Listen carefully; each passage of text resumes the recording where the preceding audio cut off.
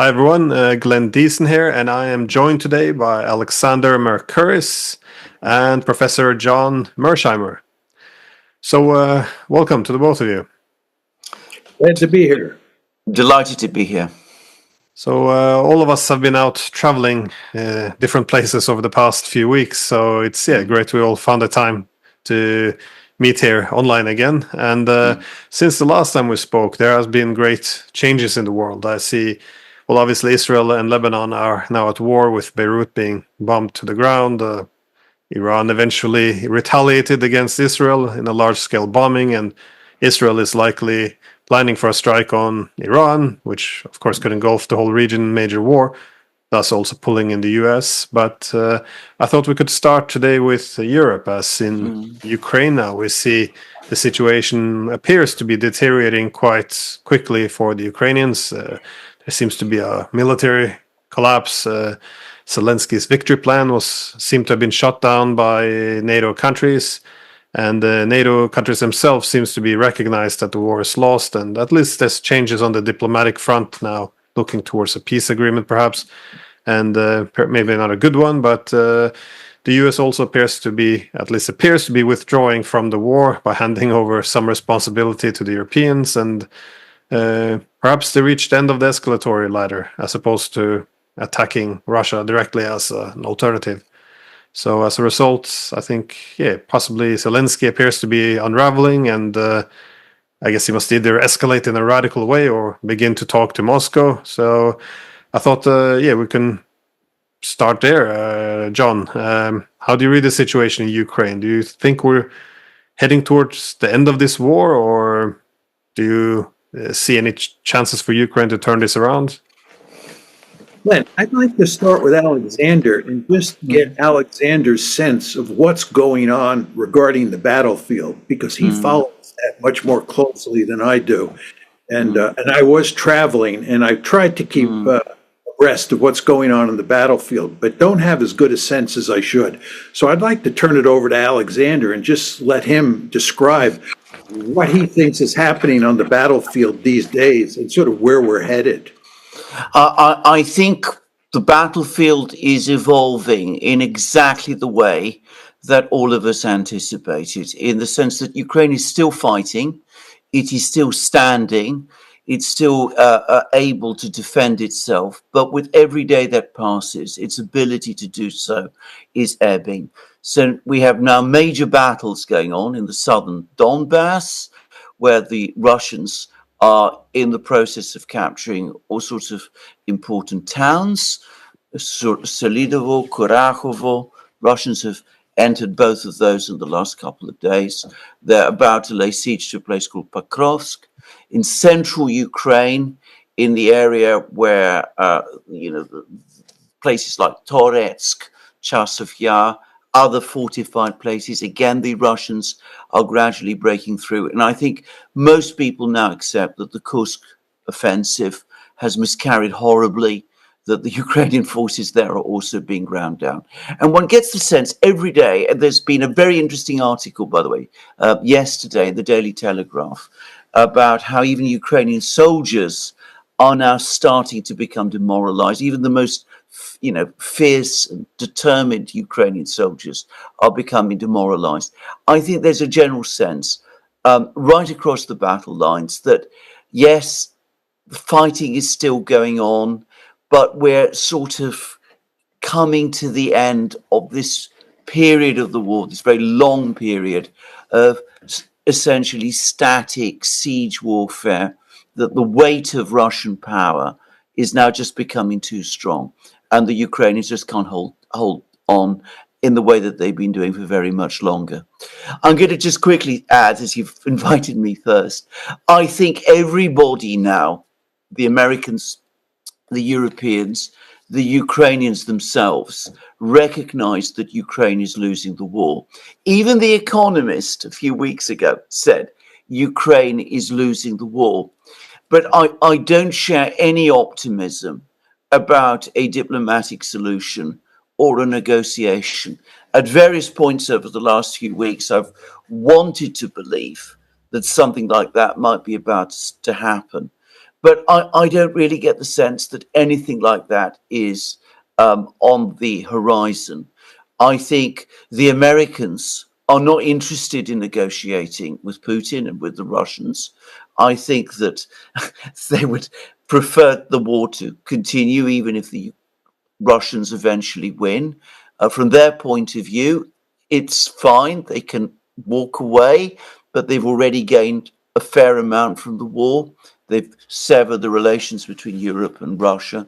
I don't think the Americans are looking for a diplomatic solution. I don't think critically the Ukrainians themselves are looking for one.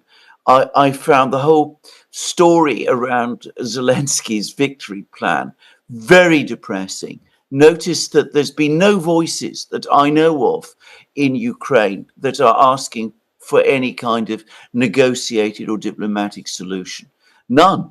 And in Europe, I don't think we're able to get our act together at all.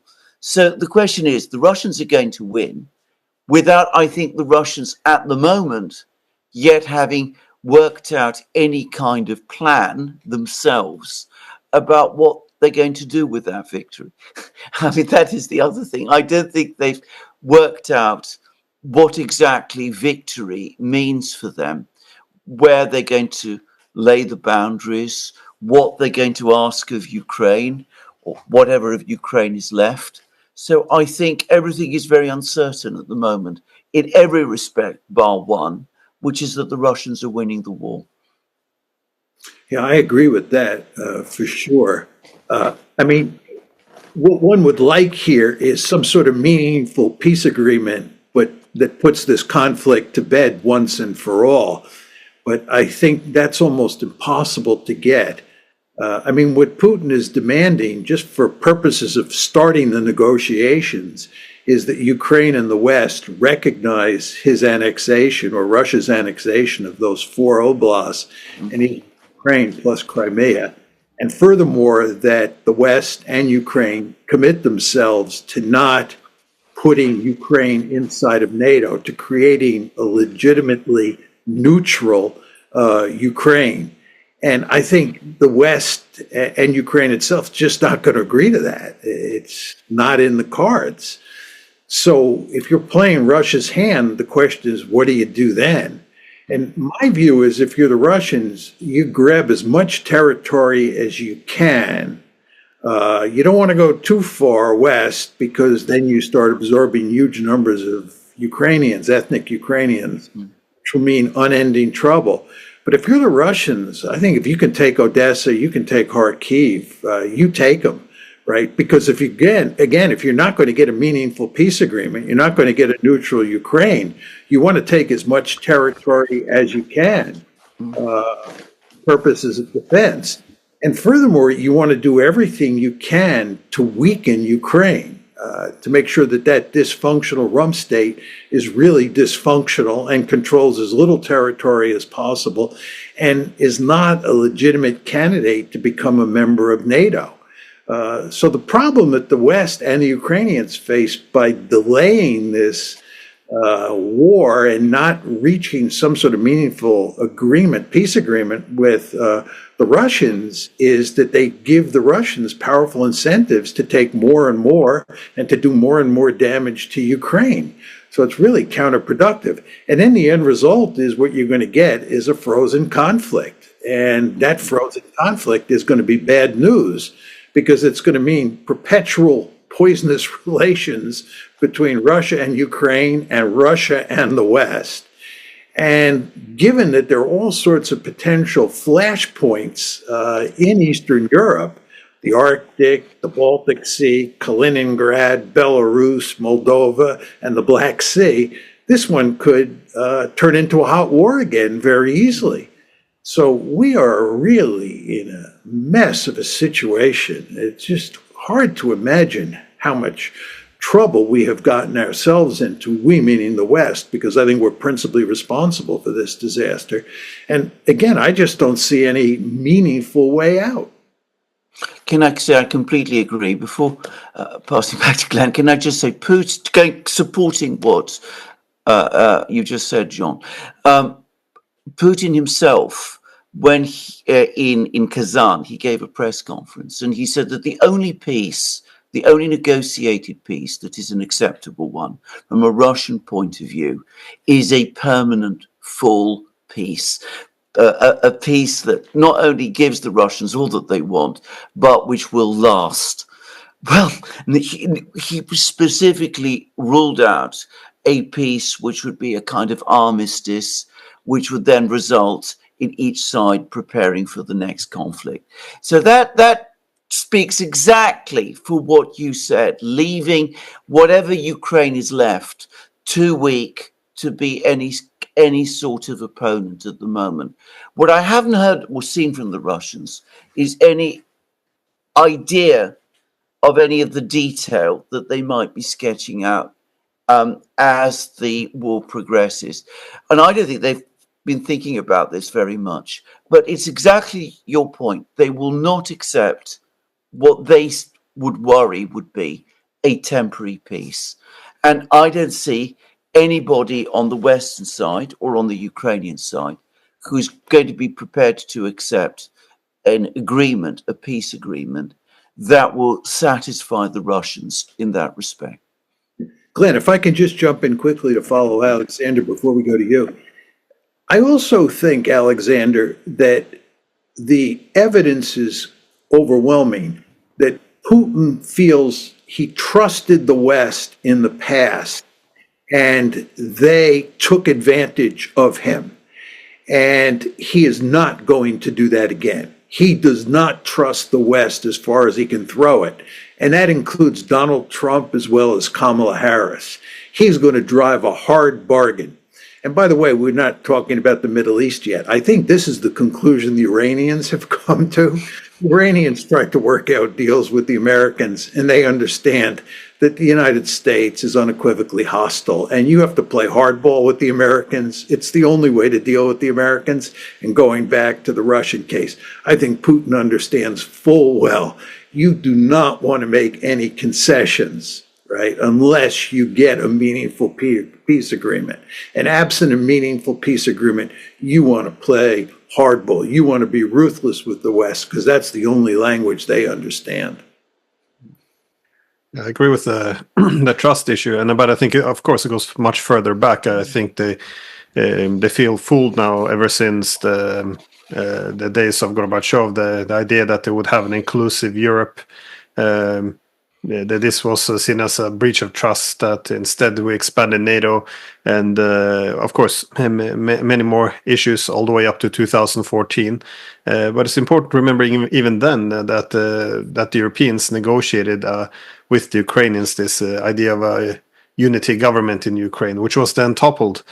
So again, they see the West as breaking agreement after agreement, and of course, 7 years of Minsk broken, the Istanbul, which negotiations, which I think now the evidence is overwhelming that this was also broken. So, and it's hard to understand why. Now, it's not difficult to understand why they would be distrustful, because in the West, we speak quite openly about what we want from a peace. We say, well, we can temporarily freeze the positions there, and then Ukraine can try to take them back in the future.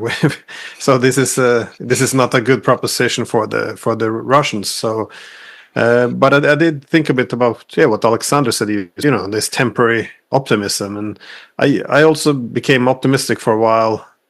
Simply because it seemed rational that this is the time to negotiate, because this is a war of attrition. There is two sides bleeding each other dry, which for NATO, given that this is our proxy war, is a good position to be in. That is, borders don't change and each side are bleeding each other.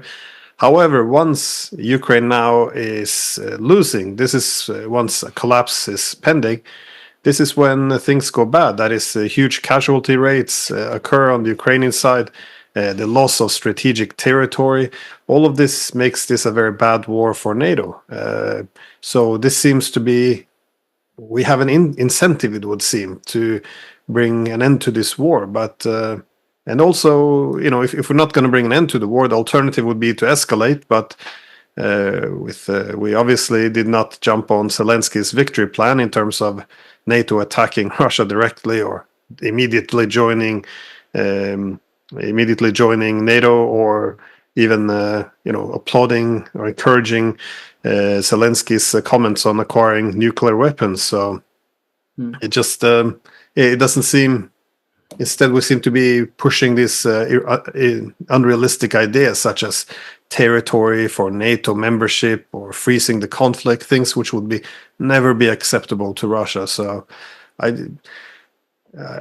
have a hard time understanding this. Are we simply waiting, betting on hope something wonderful might unexpectedly pop up, or is this that we had such a strong maximalist position that we weren't going to talk to Putin and we were going to defeat them on the battlefield? So it's hard to shift this very maximalist position. I just have a hard time understanding how.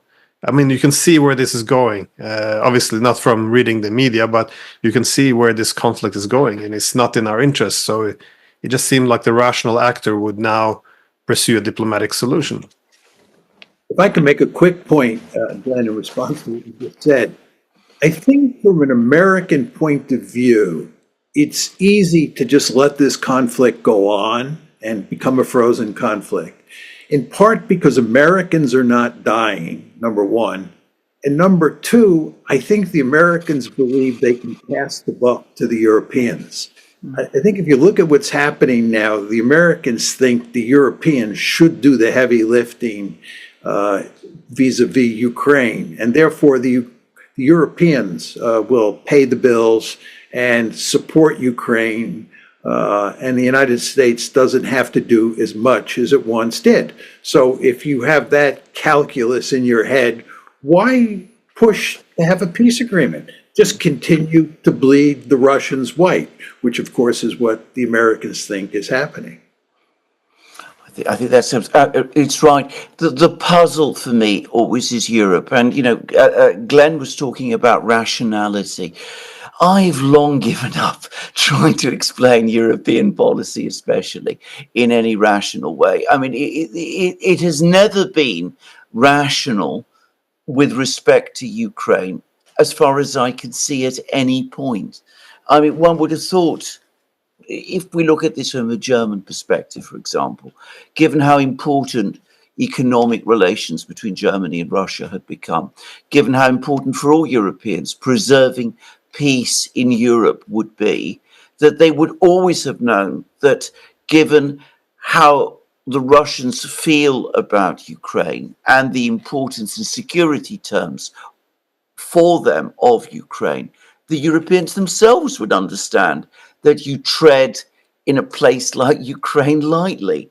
But they didn't, and they haven't, and they continue to support Ukraine.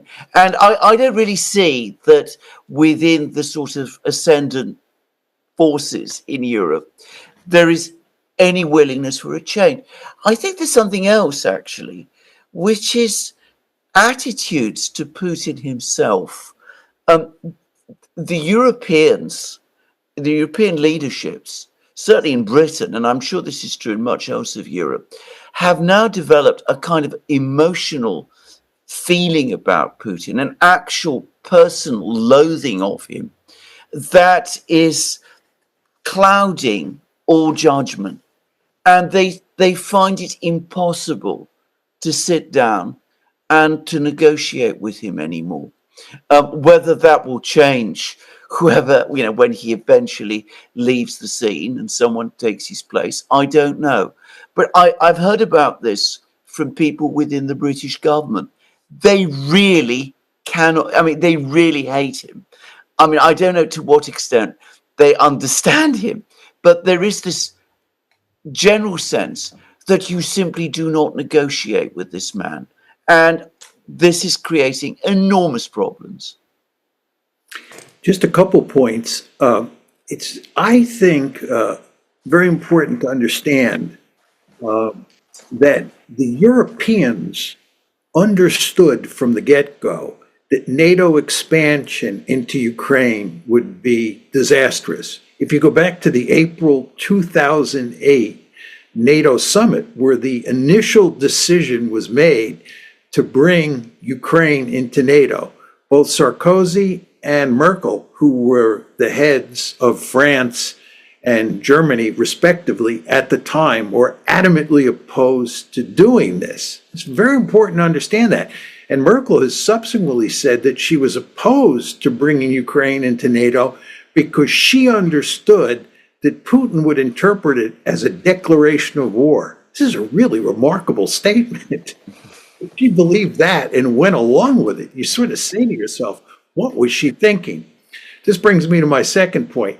I believe that the reason the Europeans don't act independently, and in your mind, Alexander, look irrational, is because they're so deeply concerned about alienating the Americans and having the Americans leave Europe. I think the Europeans, more than anything else, want to keep the United States in Europe because they believe that the United States serves as a pacifier. NATO is a wonderful instrument for keeping the peace in Europe. And in an era when China is rising and the Americans are talking about pivoting to Asia, the Europeans worry themselves sick about the Americans pivoting away from Europe.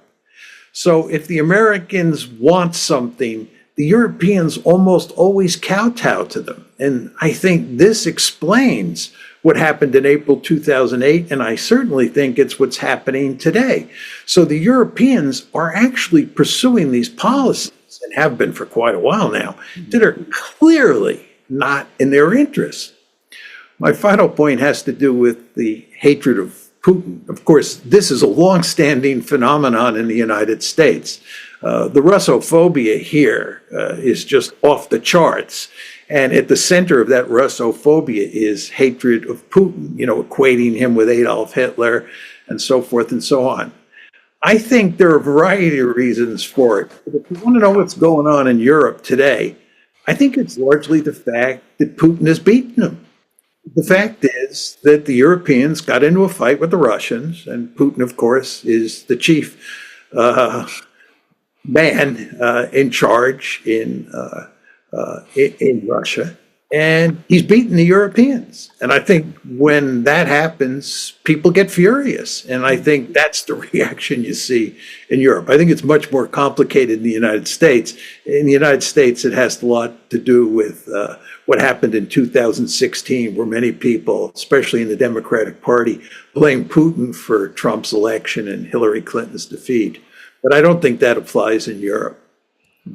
Although Americans, I think, definitely look more pragmatic because when they realize the war is lost, at least they can walk away. I think the Europeans overcommitted themselves, and I appreciate what you said as well. The irony that there was the Europeans who saw this one coming and warned against it, but once they got into it, I think now it's too late to pull out, and now it's effectively all or nothing. Because if we win, then again the Europe will be revived, and if we lose, this is the enduring irrelevance of Europe. So, and I also think it's the concern now about the United States also leaving Ukraine, and if you combine this also with how the US has acted economically, for example, with the Inflation Reduction Act, in which they are seen as cannibalizing European industries. I think it's a bit of a shock to the Europeans because for centuries now we've been the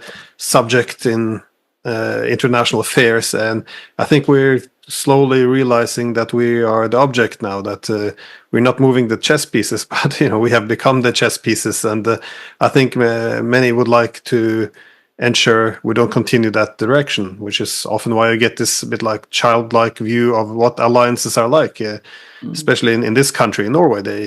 They think an alliance means your interests are identical, that that you're almost like friends, and it's quite strange. And I remember in the 90s, George Kennan used the word political imagination as he condemned why the West wasn't able to come up with a post-Cold War security architecture that wasn't reduced into which alliance do countries join, that we couldn't come up with a new system. And I think that's also the main problem of Europe. We can't really imagine anything else than being led by the United States, because, well, in all fairness, I think it's been good in many ways for the Europeans to have the US as a pacifier. But I think that's why you see the rest of the world. How do they react to the growing multipolarity? They're all pursuing multi-vector foreign policy.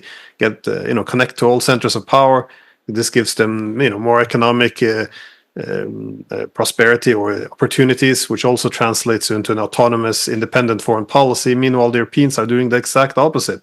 They're just withdrawing under, the umbrella of the United States, and again, less prosperous, more irrelevant, and they're doing all of this at the same time, putting all their eggs in the same basket at the same time as they're recognizing Trump might win, and also we think he's the next Hitler. So nothing smells like rationality here, though. It's so today in the Spiegel, they called Elon Musk the public enemy number 2 because he wants to destroy liberal democracy since he supports Trump. So we see all of this at one time. We think America will be taken over by Hitler, and still we don't diversify our ties. It's just nothing really makes sense here. But listen to the rhetoric, and I think it's clear why. No, this is completely true. I mean, I say this.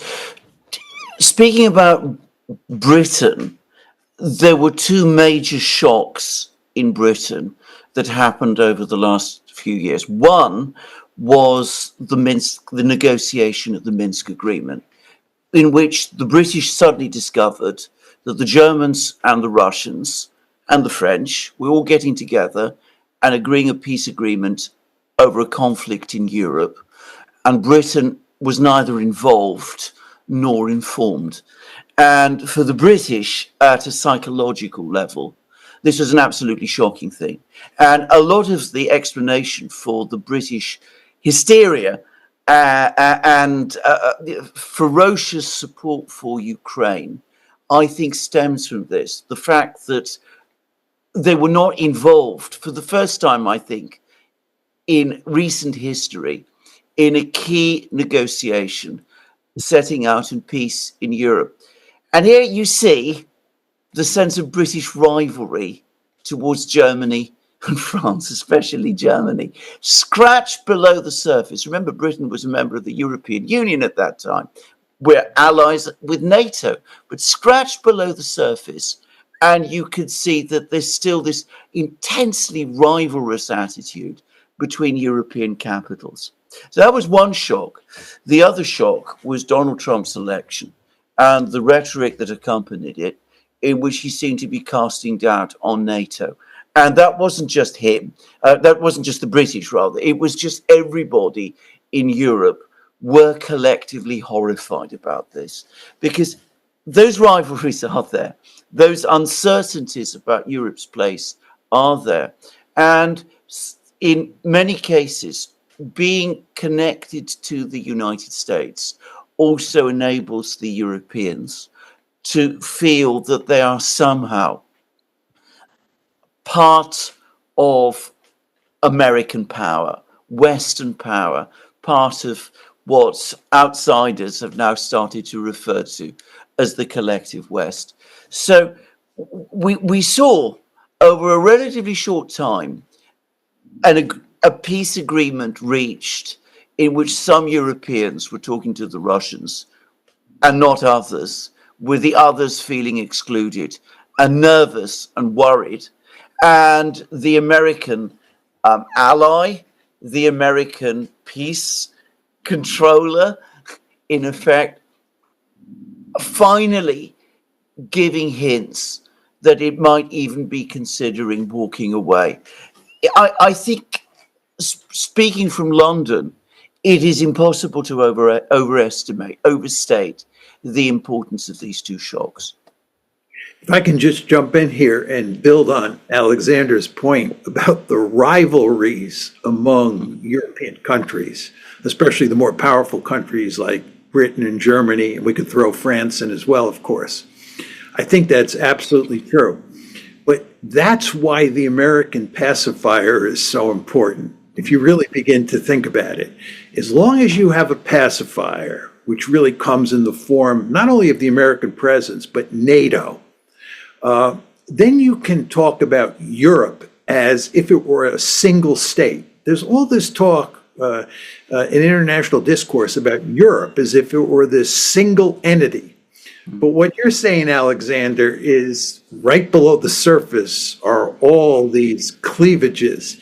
And if you took away the pacifier, you took away the United States, those differences would break out into the open. And then dealing with Ukraine would be a much more complicated issue.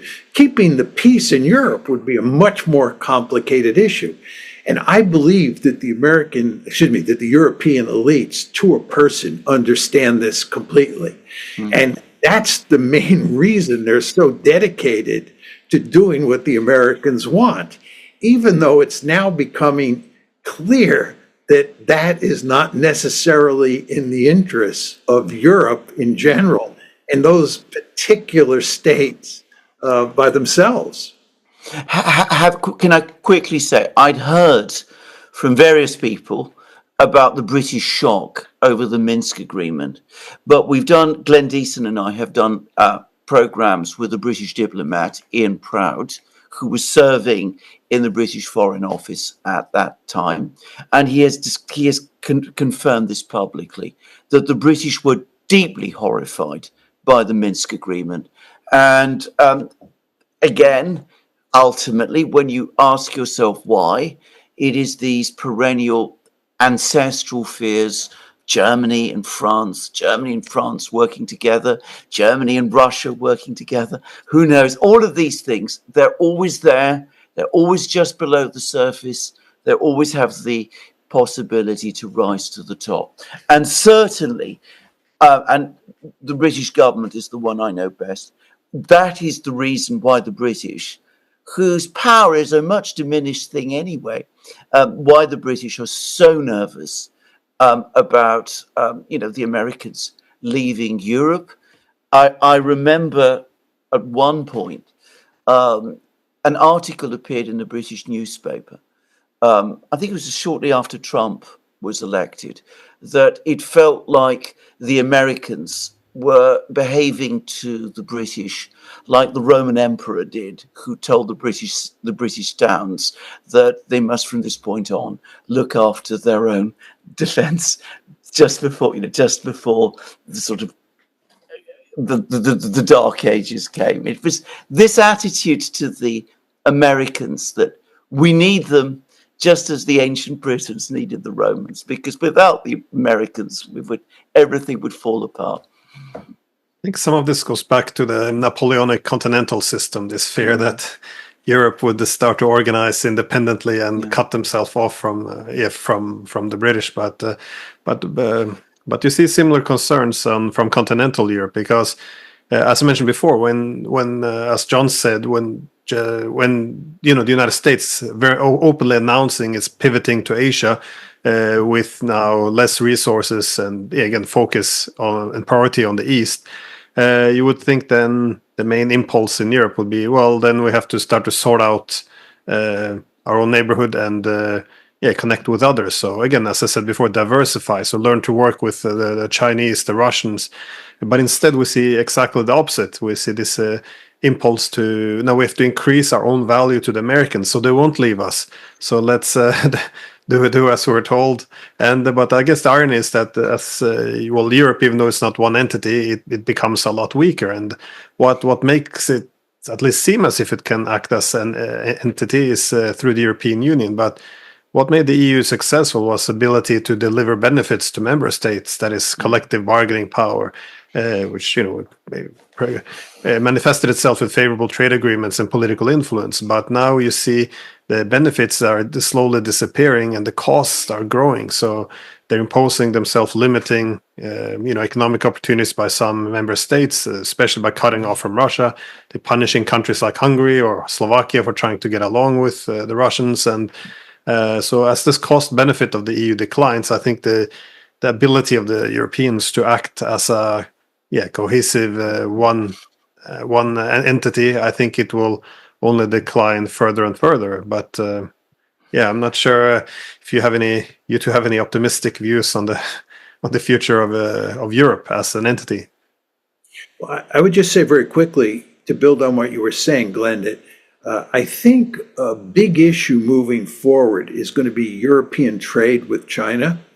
The European economies, especially the German economy, are in trouble. And there's not a lot of economic intercourse between Russia and Europe as there once was. And there's not much hope that that situation will change. So if you're a European, you have a deep-seated interest in having a lot of economic intercourse with China. And the Americans don't want that, certainly when it comes to dealing with trade that involves sophisticated or cutting-edge technology. So the Americans are going to lean really hard on the Europeans not to trade that much with China. And at the same time, the Europeans are going to have very powerful incentives to trade with China.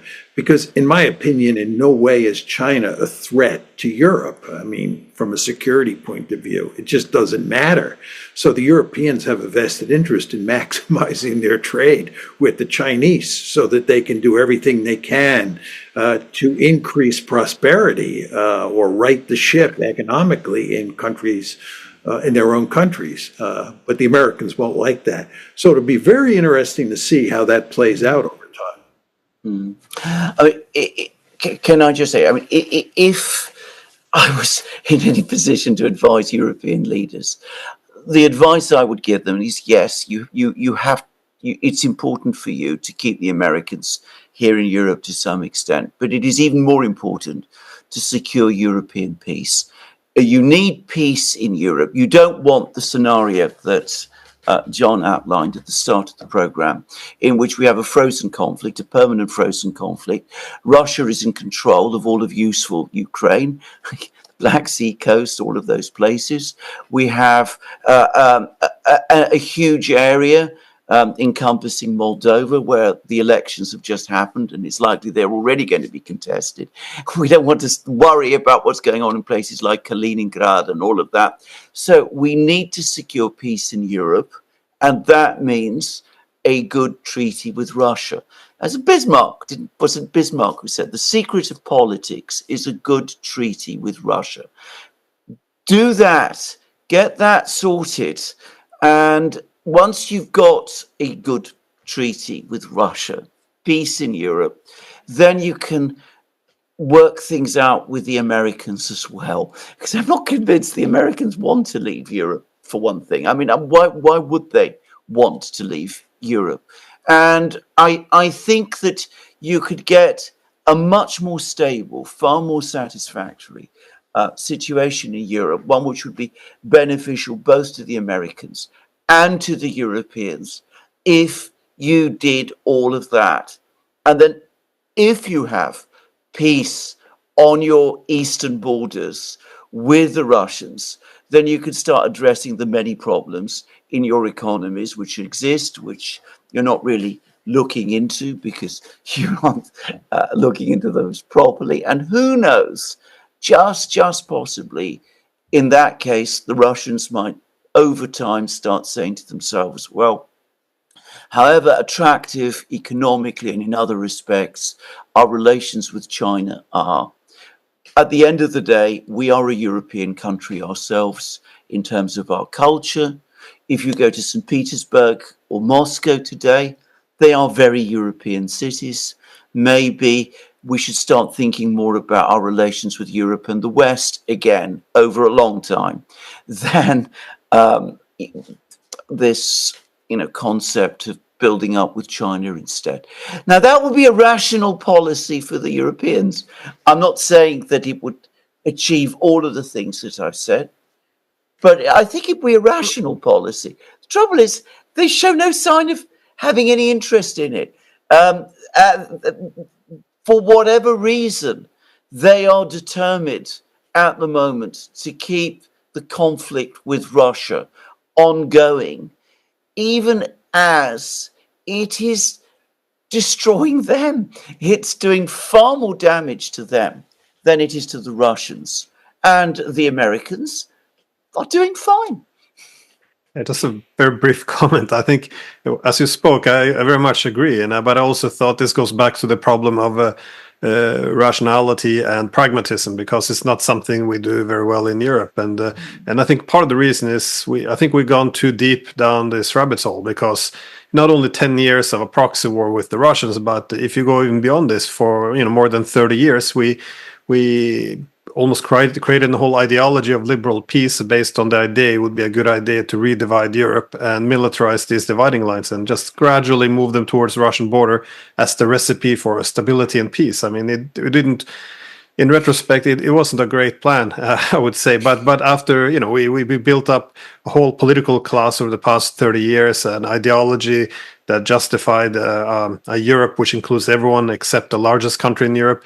It's very hard to walk this back and have an honest discussion among ourselves about the mistakes we've done.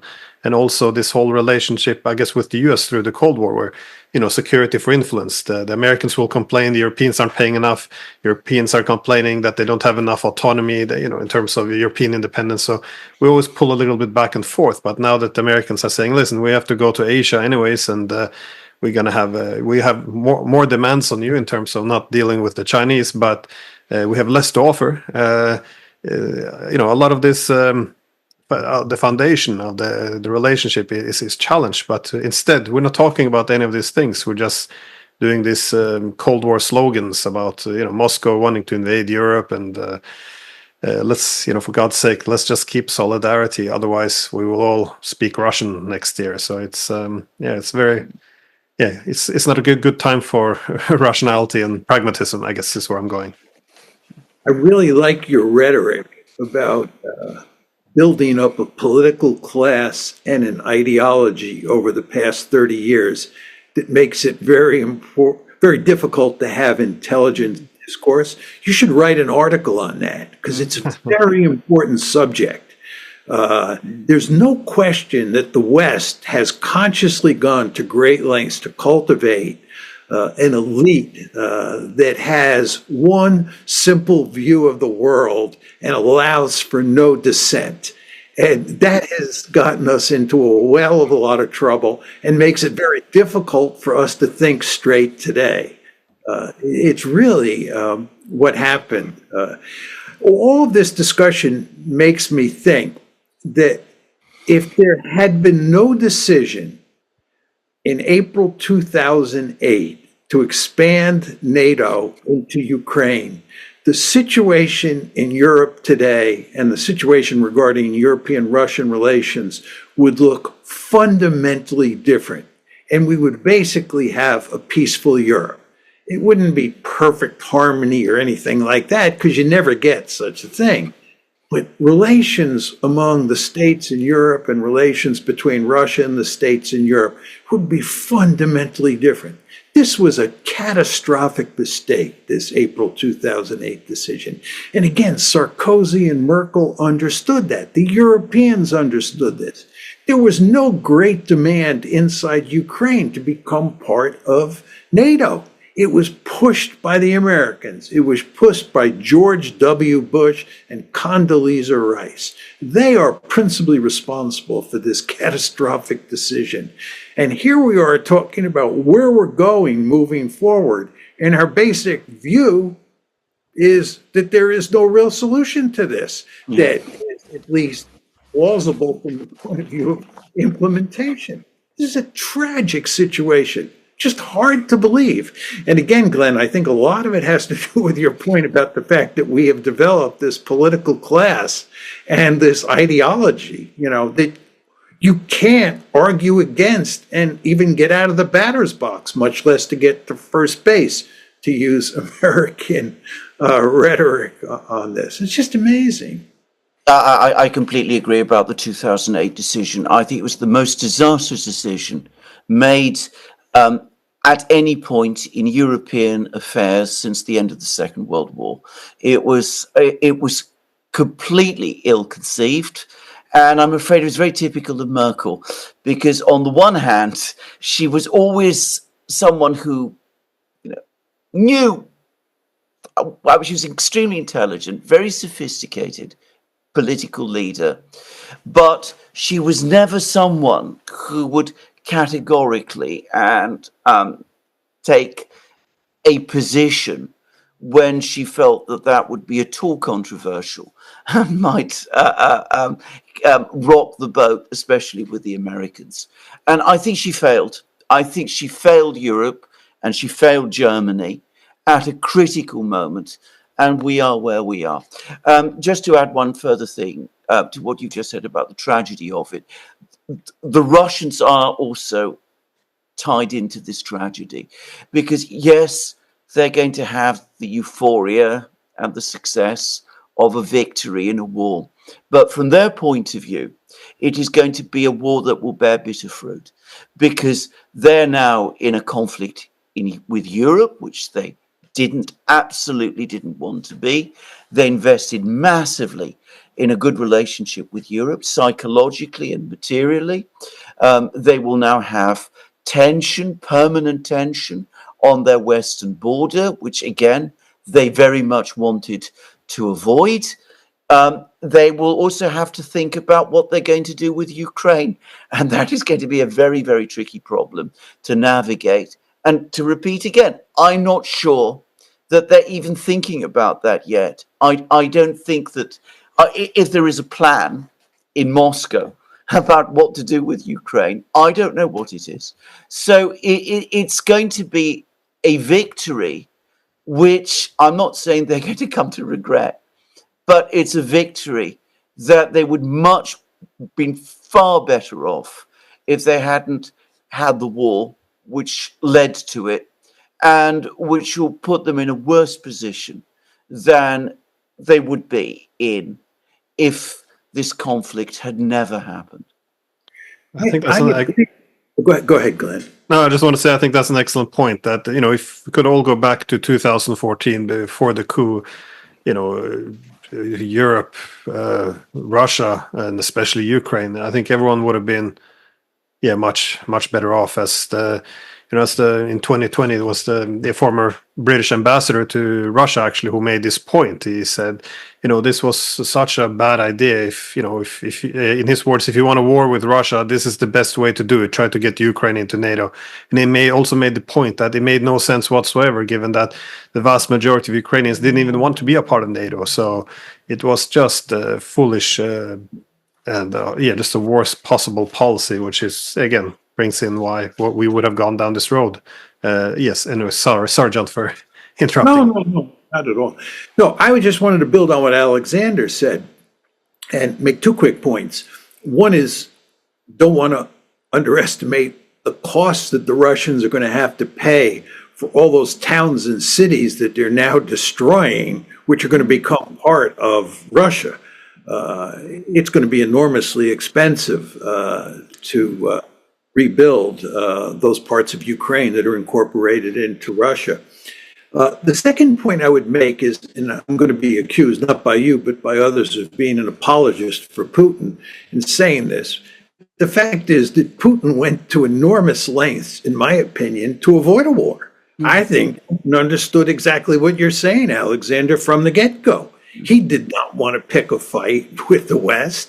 As you both know, in 2021, on December 17th, 2021 to be exact, he sent a letter to both Stoltenberg and Biden trying to get negotiations going so they could shut down any potential conflict. And then once the war breaks out on February 24th, 2022, immediately thereafter, Putin reaches out to the Ukrainians to start negotiations to shut the war down.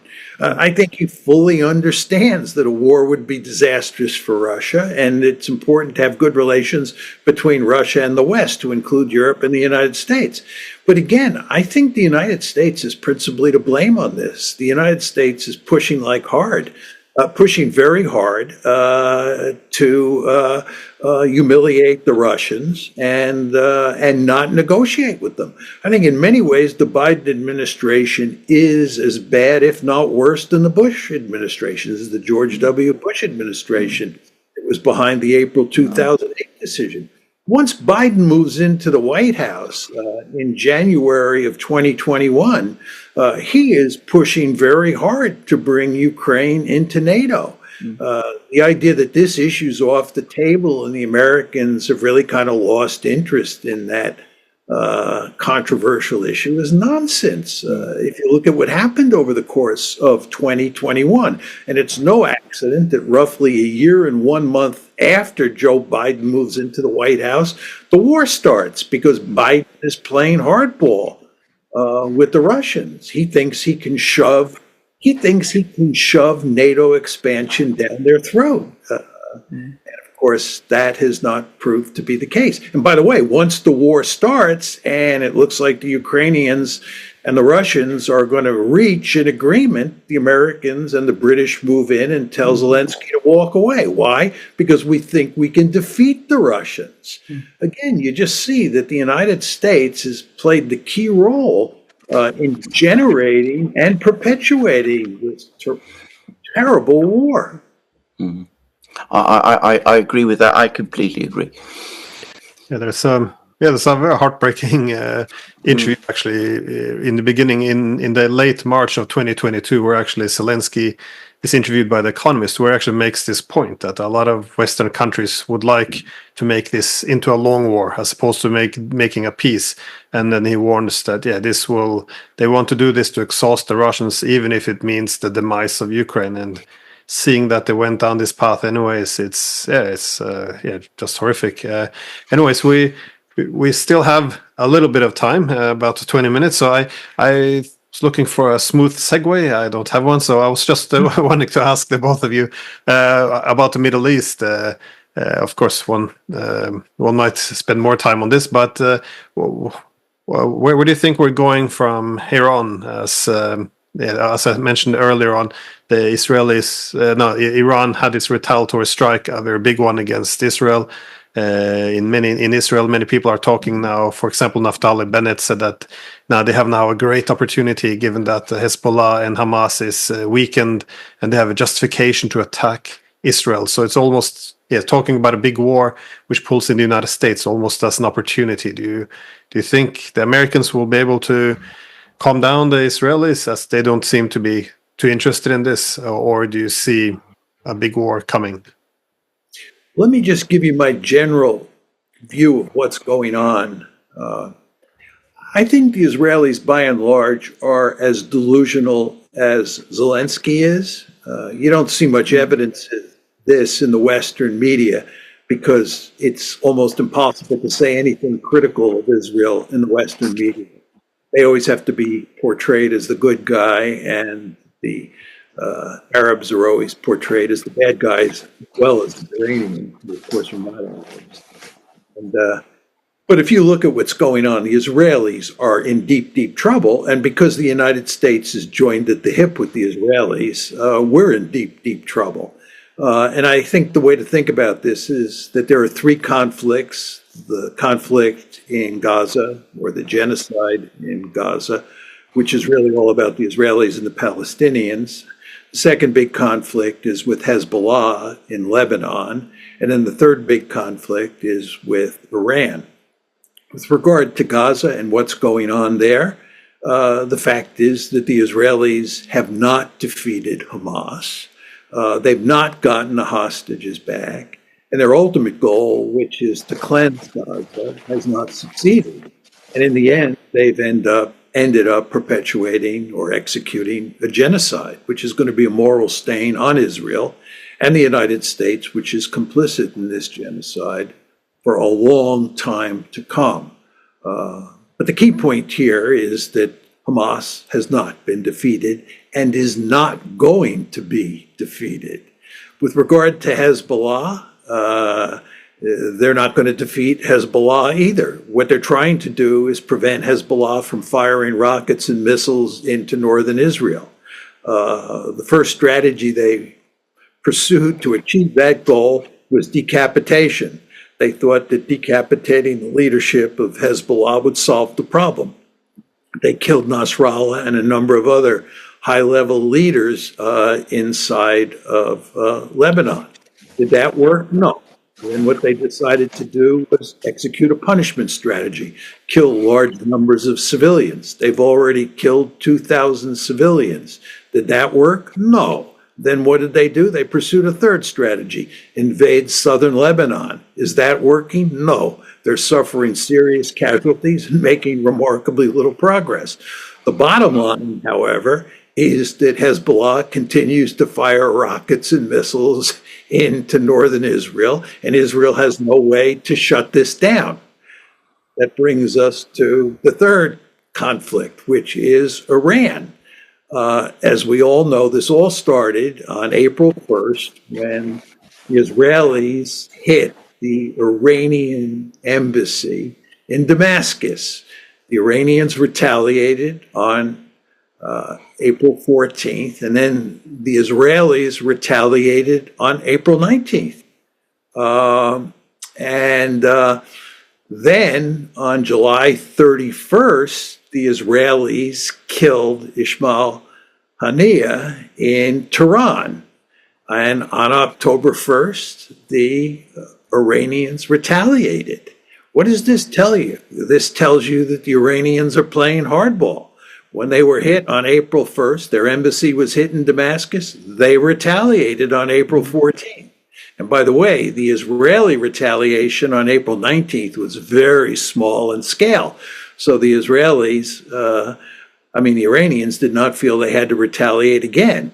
But then the July 31st assassination took place inside of Tehran, and the Iranians retaliated on October 1st. Now, the Israelis say they're going to retaliate again, which we're all waiting for that to happen. But you want to be very clear on this. The Iranians have said they will counter-retaliate. The Iranians are playing hardball here. So what's happening is that the Israelis and the Iranians are going up the escalation ladder. And there's no evidence that Israel has escalation dominance. And when you look at what the ultimate outcome of this may be, which is a nuclear Iran, the story does not look like a happy one for the Israelis.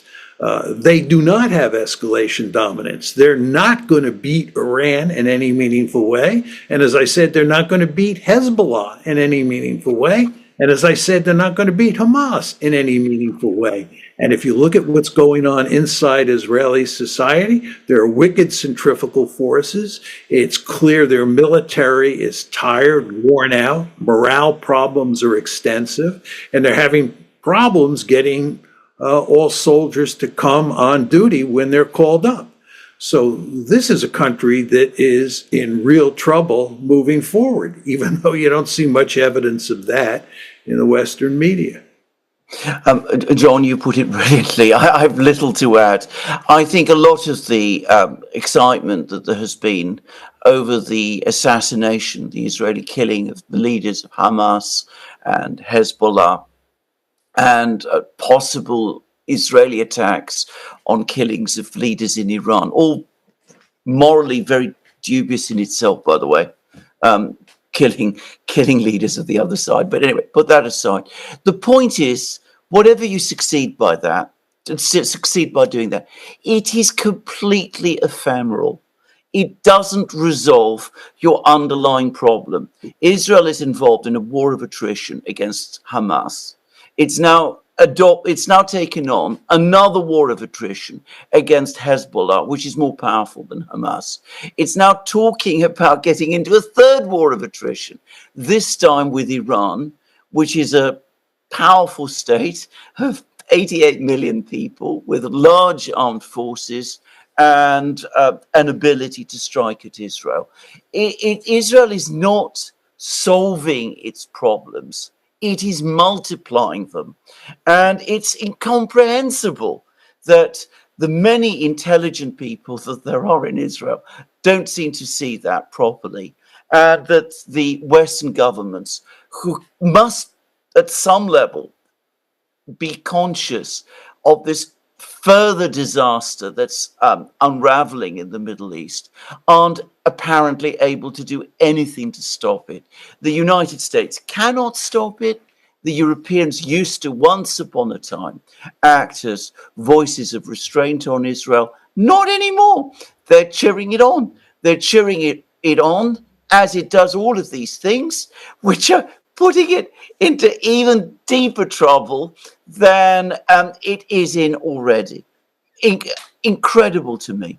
And of course, the moral cost that is being paid every day is, well, I have no words. I have no words that I can use. I mean, it is just off the scale. Well, I wonder if some of this is just excessive focus on the hard power calculation, because this constant idea that, you know, if you weaken rivals, then you'll end up in a favorable position. It seems to ignore the human element, that it hardens the position. I mean, look at the Palestinians. Yes, the Hamas have been bombed. Gaza has been flattened, but on the other hand, the Palestinians will likely not accept to live under Israeli administration anymore. And same as the Lebanese, yes, they might have weakened some of Hezbollah's network, but in Lebanon, they will resent Israel now for decades to come.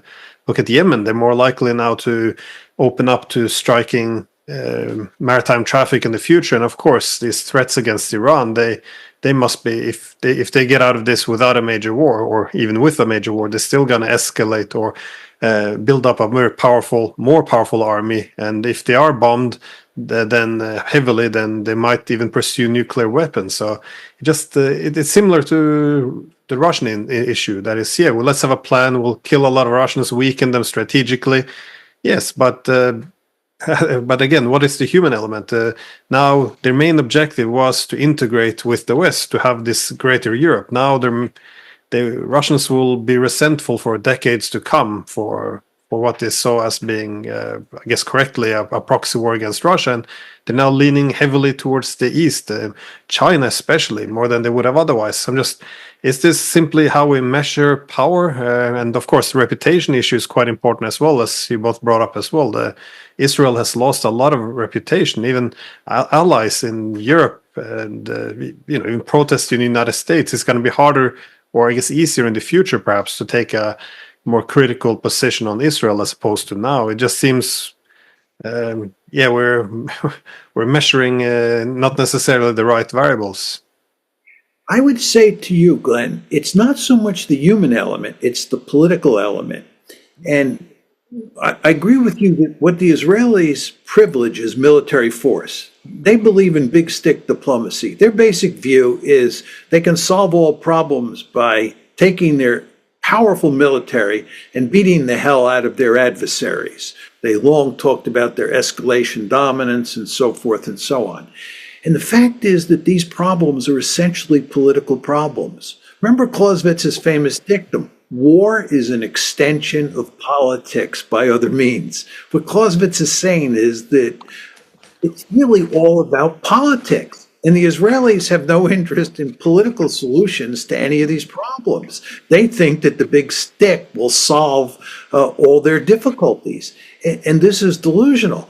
And the reason it is delusional today, especially, is because their military advantage, the advantage that they once had over their adversaries, has gone away. It used to be, when I was young, that the Israelis fought conventional wars against the Egyptians and the Syrians, and it was tank-to-tank battles in the Sinai, and tank battles on the Golan Heights and so forth and so on, and air-to-air engagements. And the Israelis always won handily. What's changed today is their adversaries don't have big armies. What they have are lots of missiles. And the Israelis have no way of dealing with all those missiles. If you think about the threat that Hezbollah poses, it's rockets and missiles. If you think about Iran, it's ballistic missiles. The fact is the Israelis have no meaningful defenses on their own against those Iranian missiles. And as you were saying, those missiles are only going to get more sophisticated with the passage of time. Think about the Houthis. The Houthis now occasionally launch a missile at Israel, or a cruise or a drone at Israel. With the passage of time, the Houthis are going to get more and more ballistic missiles, and they're going to be another adversary. So you're going to have Hamas, You're going to have Hezbollah, you're going to have the Iranians, and you're going to have the Houthis. And they're all going to have lots of rockets, lots of missiles, lots of drones. And with the sophisticated technologies that are now proliferating, they can figure out what the target set looks like and how to hit the target quite easily. And the Israelis can build more and more Iron Dome missiles till they're blue in the face. But the fact is, those Iron Dome missiles are not going to be very effective at shooting down the incoming offensive missiles. Because when you look at the offense-defense balance, when it comes to ballistic missiles versus defensive missiles, the offense wins almost every time. And the cost exchange ratio definitely favors the offense over the defense. I just add to that in all the previous wars, which Israel won so completely and comprehensively, the point about those wars is that they were short. I think the longest one was the October 73 war. Was it 3 weeks? The one thing Israel cannot afford and should avoid at all costs, one would have thought, is a prolonged war of attrition. And that is what it is now waging. It is waging a war of attrition in Gaza. It is waging a war of attrition against Hezbollah in Lebanon. And it wants to get into a war of attrition with Iran, in which, absolutely correctly, exactly as John said, Iran has the long-term advantage. Not only does Iran have more missiles than Israel can, it's got a bigger industrial base, and the size of the country means that it can absorb damage, which Israel, a much smaller country, cannot do. So Israel should not want to get itself into any sort of war of that kind with Iran. Already its economy is under great strain. Already there are all the problems that John spoke about with soldiers, people not wanting to join the army and sent off to fight. Already there are signs of exhaustion on the part of sections of the Israeli military. Expanding the war, which is what Israel is doing, whenever it comes up against problems, as it did in Gaza, its instinct seems to be to expand the war somewhere else, to go after Hezbollah in Lebanon. And if that doesn't work, go after Iran as well, or the Houthis too. It is utterly misconceived from any rational point of view. Yeah, just to take this a step further, we haven't brought in the Russians, the Chinese, and the North Koreans. But as a result of the brilliant foreign policy of the United States and what we described as Israel's foolish policy, what's happened here is that the Iranians, the Russians, the Chinese, and the North Koreans have been pushed together into this tight block where they're helping each other out as much as they possibly can. So when we talk about Israel going up against Iran, we talk about Israel and the United States going up against Iran, what's clearly happening here is that the Russians are now helping the Iranians in all sorts of ways. Furthermore, to broaden the scope, this is causing all sorts of problems for American and even Israeli diplomacy in the greater Middle East, because the Saudis, the Iranians, the Gulf states are all so antagonistic towards Israel at this point in time that it's providing opportunities for China and Russia to improve their diplomatic position in the region at the expense of the United States. So, you know, when you go beyond the actual Iran versus Israel and the United States conflict and look at the bigger picture, it looks even worse. Well, again, I think this is another commonality between Israel and Europe is that I guess both had the luxury of not accepting any settlements during the era of unipolarity. That is, I guess in Israel for decades now, they never had to settle with any of the neighbors. And as John pointed out as well, in the past, at least they had this huge military advantage, which is now going away. So, but what do you do if you see that the huge power the United States is setting its eyes on Asia. If you're Israel, you would probably advise them to, make some deals with your neighbors now, make some deals with the Palestinians, because their position will strengthen over time, and their antagonism will also grow while your main backer is shifting its strategic focus. And again, this is also what the Europeans should be saying to themselves.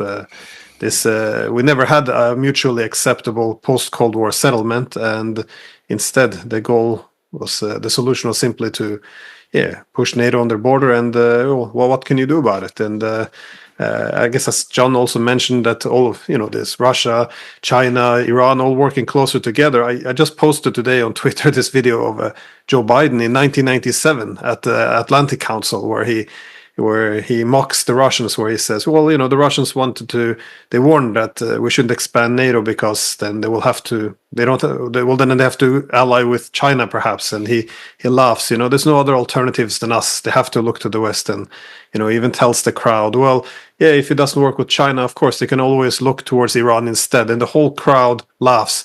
Again, back in 97, it's, we are, at this moment now, though, it just seems like it's a time to adjust to the new international distribution of power. That is, make deals with countries which will be more powerful than you tomorrow. I want to build on one point that Alexander made before. He said that it's always been Israeli policy to fight short wars, that they could not afford long wars or wars of attrition. Of course, he's absolutely right. They want a 6-day war every time they have one of those fights, and that's no longer the case. But there's another dimension to this. It has been longstanding Israeli policy to make sure that they could basically fight these wars on their own, and that they were not dependent on any other country. Yes, you might be dependent on another country for buying weapons or acquiring weapons and so forth and so on, but you fought the wars by yourself. If you look at what's going on today, the Israelis are heavily dependent on the Americans, right? When it came to what happened on April 14th, when the Iranians attacked, and the Israelis, plus the Americans, plus the French, plus the British, plus the Saudis, plus the Jordanians played a key role in parrying those Iranian missiles. And today, in anticipation of an Iranian attack, the Americans have deployed a THAAD battery in Israel. This is really quite remarkable. We have put 100 soldiers on the ground in Israel. We are deeply involved in that fight. The Israelis can't defend against an Iranian attack by themselves. And we even have assets, naval assets in the Eastern Mediterranean that appear to be aimed at Hezbollah. Right, so we're not sure that the Israelis can handle Hezbollah by themselves. So the Israelis have really gotten themselves into a lot of trouble. And again, we cannot underestimate how this situation gets worse with the passage of time for Israel, because the Iranians are going to develop more and better hypersonic missiles. They may even acquire nuclear weapons. You can rest assured the Iranians will help Hezbollah build up an even better inventory. The Houthis will be armed. So the future strategic situation for Israel looks quite bleak moving forward. Can I just add to that the United States, its strong interest, I would have thought, and the strong interest that the United States has in Israel should lead in the same direction, both for its own sake and for Israel's sake. It should try to rein in Israel and get them to talk and agree to peace, exactly as Glenn Diesen said, with their neighbors and with the Palestinians, because the present course that we are looking at is a course to strategic and moral bankruptcy. It is going to fail, and it's pulling the United States in. And the United States should not want that. But, well, we see every couple of weeks, we hear about how the administration isn't happy with something that Israel is doing, how they're telling how the Biden and Netanyahu apparently raise their voices at each other when they're speaking on the telephone. And what is the result? Well, the US always gives Israel more weapons. It always supports Israel in the Security Council. It gives Israel all the protection that it needs. In other words, it is helping Israel along this course, which is going to lead Israel and ultimately the United States itself to disaster. So once again, American policy, the United States has the power, I think, and the option to avert this catastrophe, but it is not using it. At least it is not using it in a rational, constructive way. I think, Alexander, that's absolutely right. But I would note that I think that most American leaders, since Jimmy Carter, have understood that Israel's policies, especially regarding the Palestinians, are badly mistaken, and that it made sense to give the Palestinians a state of their own, to try to solve these problems in the Middle East diplomatically. And then once you solve the Palestinian problem, you could get more Abraham Accords, and Israel could lead a more peaceful life in this region. But it's very important to understand that those leaders have been thwarted at every turn by Israel's strongest supporters in the United States. This is what Steve Walt and I call the Israel lobby in the book that we wrote in 2007.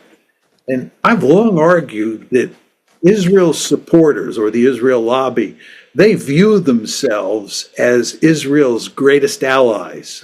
Thank goodness they exist. Otherwise, Israel would be in deep trouble. I think, building on what you said, that they are dead wrong. And the lobby has been helping Israel, which is in this hole, to dig deeper and deeper and make it impossible for us, the United States, the leaders of this country, to figure out some sort of clever way to rectify this situation and create an environment where Israel stands a reasonable chance of living in peace with its neighbors. But you just can't do that in the United States.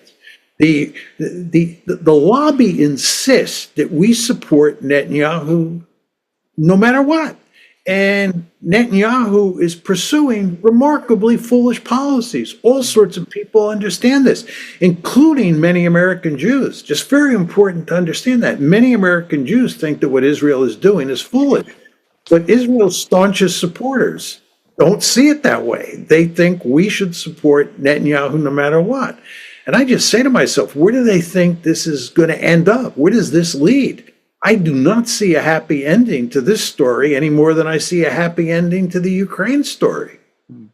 I was just I would hate to draw another parallel, but this is what I was thinking as well with Ukraine. The people who promote themselves as pro-Ukrainian, who say we have to support Ukraine, who are they really? These are the people who pushed for expanding an alliance, which they didn't want. They sabotaged the Minsk agreement, which would have saved them, sabotaged the Istanbul talks, which would have saved them, and instead just continue let's continue fighting this war, even though the Ukrainian nation is dying and they can't possibly win. All of this is always being done by the people who argue that they're pro-Ukrainian. So it's I'm just saying some parallels, but we are running a little bit out of time here, though.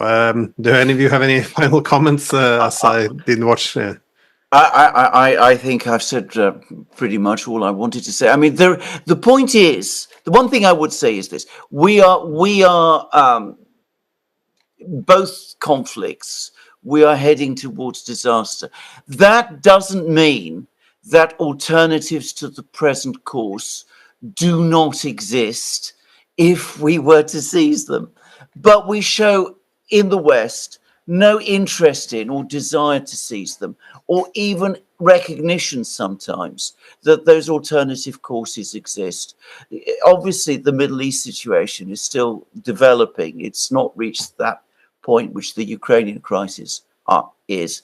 But I fully expect that in a couple of months, maybe a year time, we'll be having similar conversations about the crisis for Israel that we're now talking about in terms of the crisis for Ukraine. And again, I suspect that debate in the West will be as sterile about the conflict in the Middle East at that point as it is about the Ukrainian conflict now. I would just add that I think, Alexander, the taproot of the problem that you described is Glenn's point that we developed a political class and an ideology that is so firmly entrenched that it's very difficult to make a dent in it, much less to seriously penetrate it. Yeah. And you would hope at some point these people have a learning curve which allows them to realize that the policies that we've been pursuing, especially in Ukraine, have just been disastrous. And we have to switch gears and figure out a different way to do business because it's in everybody's interest, especially the Ukrainians. I mean, we never want to lose sight of the fact that the Ukrainians have suffered horrific casualties. It's just amazing how many people have died and have been wounded. And if you look at what's happened to the country itself, it's been effectively dismembered in good part. This is a tragedy of great proportions. And we just really should go to great lengths to see if we can figure out some way to rectify this situation as much as possible. But at the moment, that doesn't appear to be possible. Yeah. I agree, by the way, about the point about the political class, and I also think it'd be an interesting study and a book to write. And Glenn, if you do it, I'll be absolutely interested in reading it. I was gonna say I'll take John up on that challenge, and I'll send you the article as soon as it's done. So, anyways, John Mearsheimer, Alexander Mercouris, thank you both so much for your time. Thank you. My pleasure, Glenn and Alexander. Always fun to talk to you, even though the subject is categorically depressing. It's a great pleasure to speak to you, John.